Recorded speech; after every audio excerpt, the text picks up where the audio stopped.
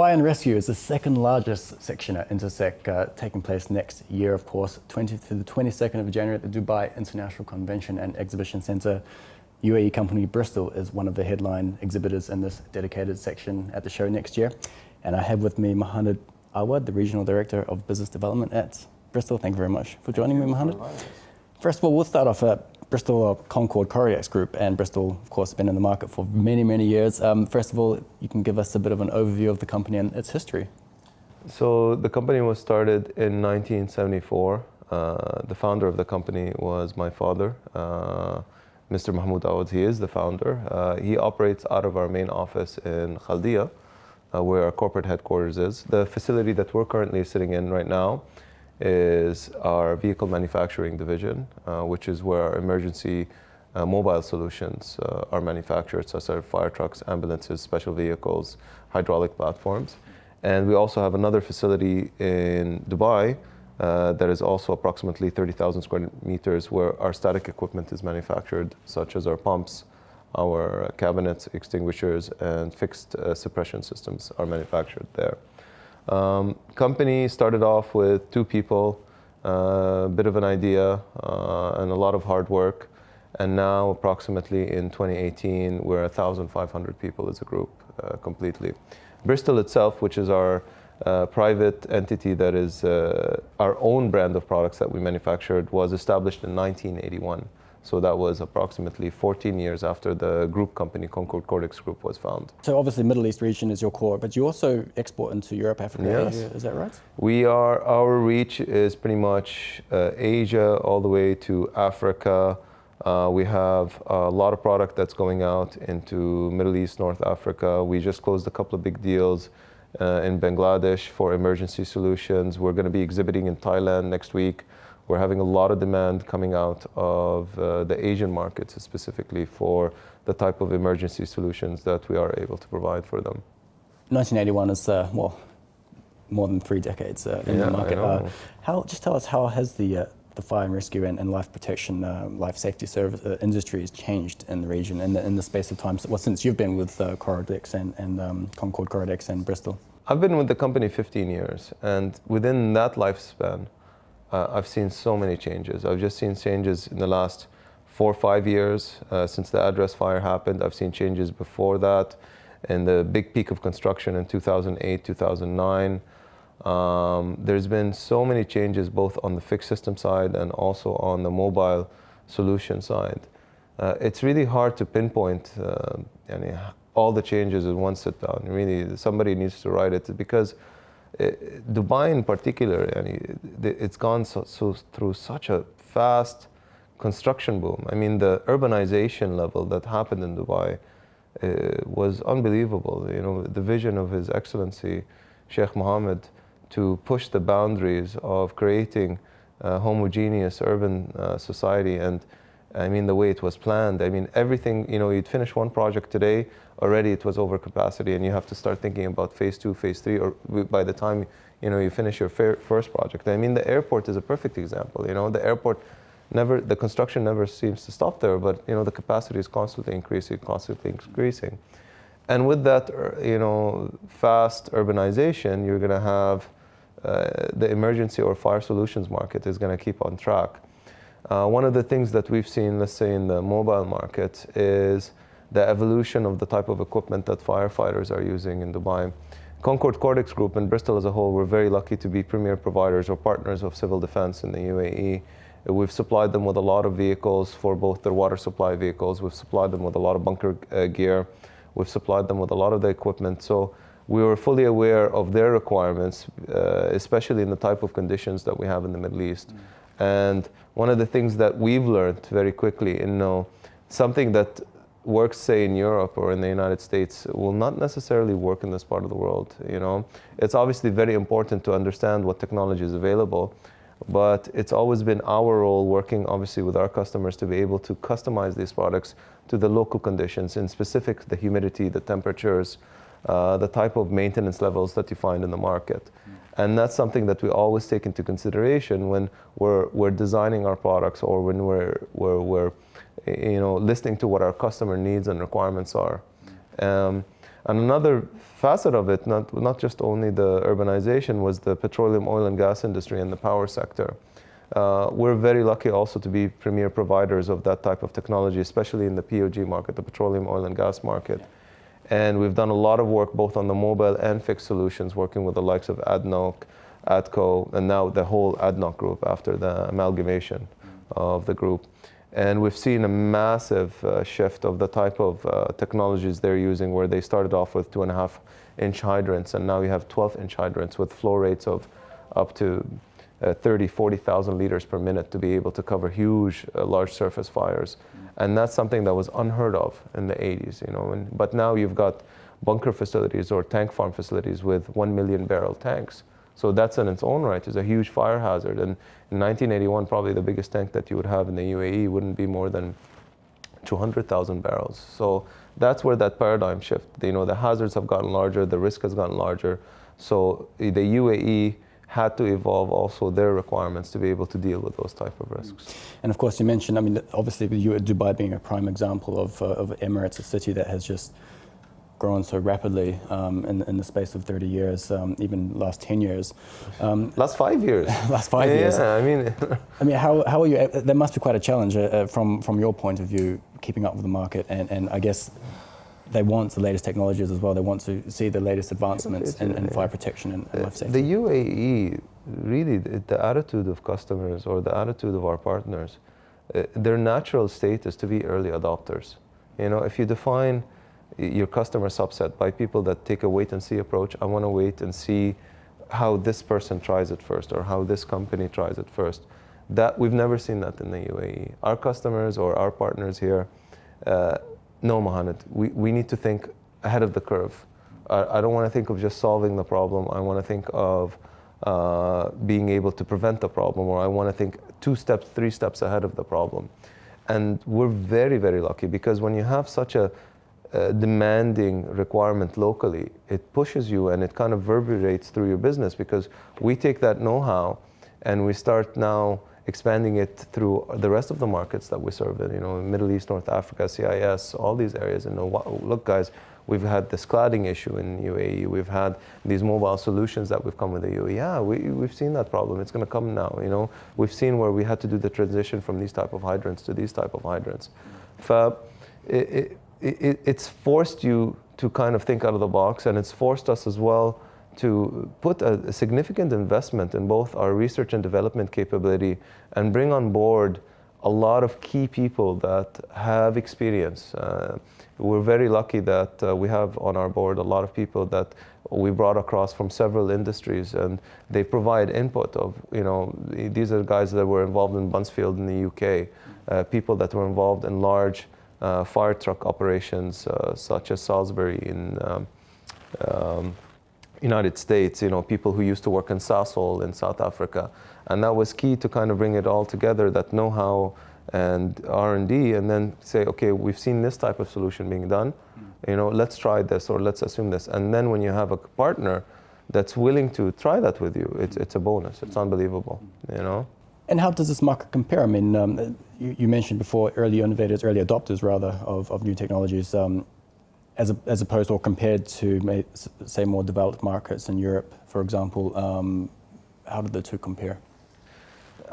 As I said, I mean, because you're kind of coming up with this innovation, and you become this hub for innovation, the rest of the region where we operate in, which is Middle East, North Africa, it becomes a captive audience for that product range. We've seen people that when we show them, okay, we've been working on this bunkering facility that has this type, well, ours is just this half, but great, you know, bring us that know-how. Or we've seen these type of, you know, high-profile buildings or tall buildings, and this is the type of solutions we're doing for the fixed systems. So again, Europe is a different mindset. We take a lot of solutions from Europe, and what we do when we bring those solutions in, we always try to do what's called acclimatization of the solution.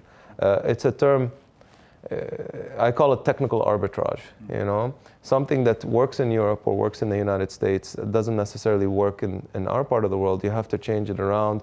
You have to make sure that your customer understands it, localization of the technology, And just even the training component of it. We have to remember that Arabic is the first language of most of the customers here, and the training component of it, the usage of the component, even the cultural associations of the component. Sometimes things that you wouldn't think of culturally would be acceptable in Europe are acceptable here, and vice versa. These are things we also have to keep into consideration. It's interesting. It's very, very interesting. It's challenging in that sense. A couple of years ago, Dubai Civil Defence released their new fire safety codes for buildings, almost in direct response to the address fire that you mentioned earlier. As an industry insider, where do you see the challenges in implementing such safety codes region-wide and across the UAE?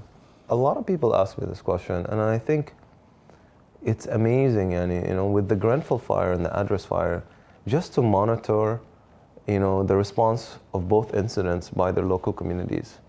I don't think anybody talks about that, but in a sense, the level of transparency that has come out of looking how the address fire was reviewed was unbelievable from both an engineering perspective and also a response perspective. Dubai Civil Defense does a lot of training, and they do a lot of, there's a lot of stuff that happens in the background. It's not necessarily the glamour that you see. A lot of hard work goes into training people and setting schedules and setting everything, and that all of kind of kicked in automatically. The regulations that came out from after that are all very positive. I mean, it's lessons learned. Nobody puts their head in the sand and say, oh, what happened here and all that stuff. No, they were addressed professionally, straightforward, and said, hey, look, there's a lessons learned here. How do we stop this in the future? And slowly but surely, the regulations came out. And what's interesting, the regulations came out at a much faster pace than what you saw happen in the UK. And that's the amazing thing about this part of the world.